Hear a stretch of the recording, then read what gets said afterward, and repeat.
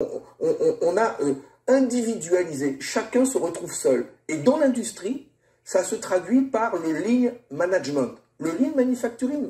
Pourquoi le lean a mauvaise presse? Dans cette capsule, je vous propose ici d'écouter un élu du peuple qui vous parle du lean, des effets du lean. Et nous allons analyser tout ce qu'il dira. Et nous allons avoir l'expertise de José Gandhi qu'on ne présente plus, qui est l'un des pionniers de l'excellence opérationnelle en France. Il a produit un best-seller que vous n'ignorez plus, La boucle vertueuse de l'excellence, qui se vend comme de petits pains. José va apporter son appui, va apporter son analyse de la réaction, de la contribution, de la compréhension de Daniel Roussel, le patron du Parti communiste qui est député depuis 2017. Il a une façon inconsciente, il a une façon de comprendre ce que c'est que le lean. Daniel Roussel ici vous parle du lean comme le commun de mortels, comme tout le monde. Nous allons nous interroger, nous allons chercher à savoir pourquoi est-ce que le lean est mal perçu et pourquoi est-ce que le lean a une mauvaise presse. Des emplois, il y en a peu. Et on a individualisé, chacun se retrouve seul. Et dans l'industrie, ça se traduit par le lean management. Le lean manufacturing, c'est une mode. Le lean manufacturing, c'est que dans une usine de 5000 salariés, comme Toyota, chez moi, Peugeot, Renault, elles sont toutes chez moi, ces entreprises, il y a 2000, 3000, 4000 salariés, eh bien avant, l'ouvrier qualifié sur une chaîne avec des collègues, ils savent ce qu'ils produisent, ils sont formés sur cette chaîne et ils restent sur cette chaîne, autant, pas qu'ils veulent, mais ils restent, voilà, puis ils sont une équipe, ils mangent ensemble, etc. Aujourd'hui, à quoi ils servent. Voilà, aujourd'hui, ils sont individualisés, on leur demande un geste, ils font un geste, et puis la semaine d'après, on les déplace, on les met à un autre endroit, ils font un autre geste, on les change de poste, et ils ne savent plus ce qu'ils font. Pourquoi ils le font? Ils viennent chercher le beefsteak, le salaire, ils rentrent à la maison, il n'y a même plus les pauses déjeuner ensemble. On n'arrive plus ensemble, on n'a plus la vie sociale qui... Oui, alors Jean, on vient de voir ensemble la vidéo de Fabien Roussel, le premier secrétaire du Parti communiste, qui était interrogé donc sur France 5 cette semaine, dans l'émission C'est ce soir, et donc où il parlait du sens et du bien-être au travail, et il donnait une image du lean peut-être assez caricaturale, mais pas forcément si éloignée de ce qu'on peut constater dans la réalité. Donc il décrivait le lean comme vraiment une méthode de management qui était là pour exploiter les salariés et ne pas leur laisser le moindre temps de répit. Et donc ça, c'est l'image qui est traditionnellement véhiculée, hein. C'est souvent dans ces termes qu'on parle du lean. Et je disais, c'est pas forcément si caricatural que ça. Parce que effectivement, dans certaines entreprises, je dis bien dans certaines entreprises, c'est ce qui a été fait. Parce que justement, on n'a pas réussi à comprendre l'esprit du lean. On s'est contenté de regarder les outils du lean. Et avec n'importe quel outil, on peut faire le meilleur ou on peut faire le pire. Donc effectivement, il y a des entreprises qui n'ont pas quitté leur casquette productiviste et qui ont utilisé le lean comme une démarche de productivité. Et puis ça a été amplifié par les consultants qu'on pourrait appeler les consultants charlatans, qui se sont dit on va vous installer le lean.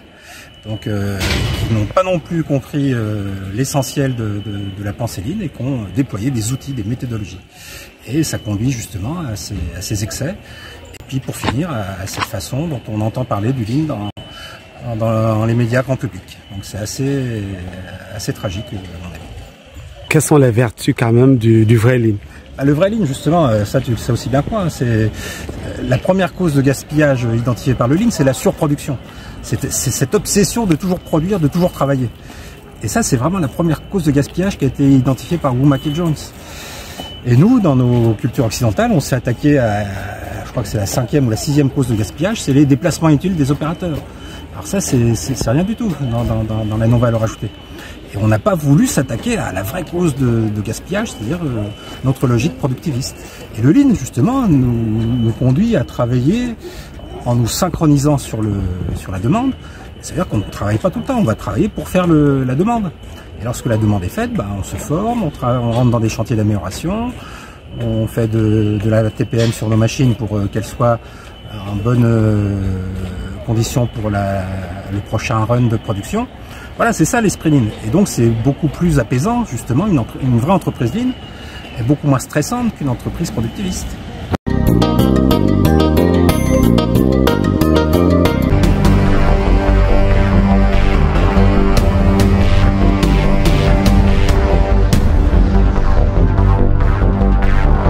Pourquoi le Lean a mauvaise presse? Bienvenue au débrief du Lean. Le débrief du Lean est votre émission qui décrypte, analyse l'actualité du Lean, de l'excellence opérationnelle dans le monde. Si vous êtes nouveau dans cette chaîne, je vous invite à vous abonner, à partager massivement pour ceux qui ont de l'appétence pour l'excellence opérationnelle. Et si vous ne savez pas ce que c'est, dans cette vidéo, on vous dira ce que c'est que le Lean, comment est-ce qu'on a biaisé les vertus du Lean et comment est-ce que des entreprises profitent pour réduire les effectifs et pour contribuer à la mauvaise image du Lean Management dans le monde et notamment. Je suis Jean Sanama Mopele, je suis président du Lean Excellence Institute. Le Lean Excellence Institute, c'est votre organisme qui promeut l'excellence opérationnelle à travers des formations, à travers des interventions de conseil, à travers l'accompagnement, à travers des séminaires et surtout des capsules comme celle-ci. Si vous êtes nouveau dans cette chaîne, je vous invite à vous abonner, à partager massivement pour que les uns et les autres aient la bonne nouvelle, aient le bon Lean, pour que tout le monde sache effectivement ce que c'est que le vrai Lean. Effectivement, dans les entreprises, il y a beaucoup d'entreprises, on a pris le Lean et on l'a vraiment détourné pour faire ça, pour faire ce que décrit Fabien Roussel. On a broyé les gens avec le Lean. Donc il y a des usines où on ne peut plus prononcer le mot Lean, c'est fini. Alors que le Lean, c'est exactement le contraire. Le Lean, c'est produire au plus juste. On travaille s'il y a de la demande. Et le reste du temps, on monte en compétences. On fait des chantiers d'amélioration, on se forme. On apprend à mieux connaître nos équipements, on améliore nos équipements. C'est ça une entreprise Lean. C'est une entreprise apprenante. C'est plus l'entreprise productiviste. Ça, c'était l'ancien monde. C'était Taylor. Ouais. On a du mal à oublier Taylor et l'organisation scientifique du travail. Voilà, Jean. Alors, après avoir écouté l'analyse de José Gramdi, je souhaite vous apporter moi-même mon analyse de ce que je pense. Pourquoi est-ce que le Lean a mauvaise presse? Pourquoi les uns et les autres pensent que le Lean est venu dénaturer les conditions de vie au travail? Pourtant, c'est le contraire. Je vais vous présenter, selon moi, 4 causes qui favorisent l'incompréhension ou qui favorisent la mauvaise presse, qui favorisent la mauvaise image du Lean dans le monde, et notamment en France. La première cause, c'est la raison inavouée de l'implémentation du Lean dans nos entreprises. Beaucoup de managers, beaucoup de directeurs ont des raisons inavouées, ont des agendas cachés, lorsqu'ils mettent en place le Lean dans leurs organisations. Pourquoi? Parce que effectivement, ces managers-là sont parfois au bout du rouleau, parfois ils sont à la recherche des gains rapides, ils sont à la recherche des économies. Ils vont se permettre ici de se dire, voilà, j'ai entendu, le Lean c'est la solution. On va mettre en place du Lean, on va profiter pour réduire les effectifs et pour gagner énormément en produits. Donc la première raison, c'est la raison inavouée de l'implémentation. Quels sont les objectifs lorsque nos leaders, lorsque les présidents d'entreprise mettent en place, acceptent de mettre en place la démarche Lean? Si on répond à cette question, effectivement, on trouvera des raisons, on trouvera des causes multiples qui contribuent à dégrader l'image du Lean. Si le chef d'entreprise, dans ses objectifs sont purement réduction de coûts, effectivement, l'image du Lean sera toujours dégradée. La recherche de coûts n'est pas ici le but de l'implémentation de l'excellence opérationnelle. La deuxième raison ici, c'est le choix des cabinets de conseil qui vont nous accompagner à l'implémentation, à la mise en place de la démarche de l'excellence opérationnelle. Les chefs d'entreprise qui ont entendu parler du Lean veulent être accompagnés, mais vont choisir des cabinets qui, jadis, étaient des cabinets spécialisés dans du cost cutting. Mais grâce à l'essor du Lean, ces entreprises sont devenues des experts du Lean et vont vous parler exclusivement de réduction de coûts, vont vous parler d'ETP. Attention, chers managers, Dès que vous entendez un consultant vous parler de réduction d'ETP, vous parlez d'un indicateur ETP, vous parlez de saving rapide, méfiez-vous. Questionnez leur passé, questionnez leur livrable, questionnez tout ce qu'ils vous disent. Comparez avec des gens. Les vrais cabinets qui accompagnent ne vous parleront jamais, au grand jamais, de l'ETP lors de l'implémentation lors du déploiement de l'excellence opérationnelle. La troisième raison est le déficit de formation des managers. Moi, je me rappelle, j'ai eu un des managers, l'une des premières missions que j'ai eues, j'ai rencontré un manager qui avait fait une formation du Lean Six Sigma d'une semaine et il avait tout compris du Lean. Il a pris les décisions, il a pris les devants, il met en place,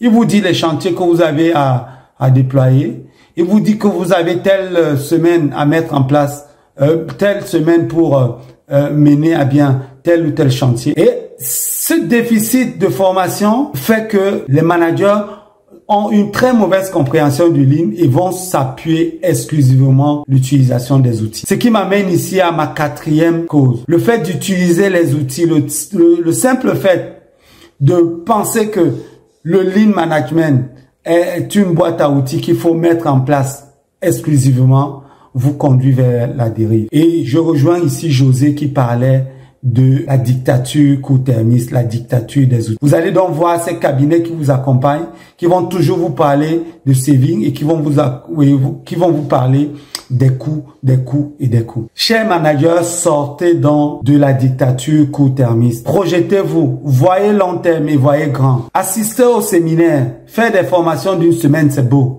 C'est bien, mais c'est pas suffisant. Encore faut-il être accompagné par de vrais cabinets. Le Lean Excellence Institute vous propose des accompagnements de haute facture qui vous permettront effectivement de sortir de ce mauvais vent du Lean pour retrouver la bonne nouvelle. C'est quoi finalement dans le Lean? Le Lean, c'est pas cette boîte à outils là. J'ai eu à expliquer ce que c'est que le Lean à une architecte que j'ai rencontrée avant-hier dans le train quand j'allais intervenir à l'UTT. La dame m'a demandé ce que c'est que le Lean. Et je vais vous la faire très simple.